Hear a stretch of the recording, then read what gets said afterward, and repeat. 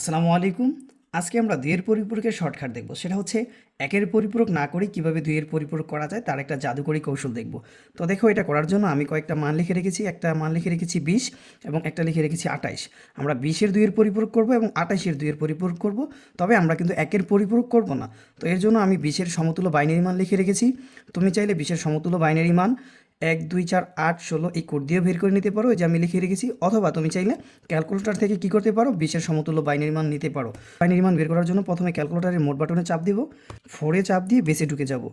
ডিফল্টভাবে decimal থাকে, আমরা যেহেতু 20 ডেসিমেলে আছে আমরা 20 তুলব। তোলার পর ইকুয়ালে চাপ দেওয়ার পর এখন এটাকে বাইনারিতে কনভার্ট করবো। দেখো যে বাটনটা, এতে চাপ দেওয়ার পর বাইনারিতে দেখো মান আসছে 10100।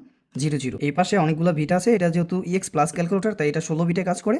আমরা 8 বিটের জন্য নিব, এই জন্য আমরা লিখে রেখেছি 8 বিট রেজিস্টার মান বা যেটাকে প্রকৃত মান বলে। তো 1010 পর আমরা বামে 3টা জিরো দিব।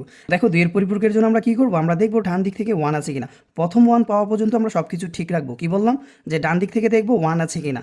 যদি প্রথম 1 পাই, এর আগের মানগুলো সব ঠিক রাখবো। দেখো 1 2 3 3 বিট পর আমরা 1 পাই, এর জন্য এই বরাবর যেই সংখ্যাগুলো আছে এগুলো সব আমরা ঠিক রাখবো। যেমন 00 ঠিক, এরপরে 1 ঠিক রাখবো।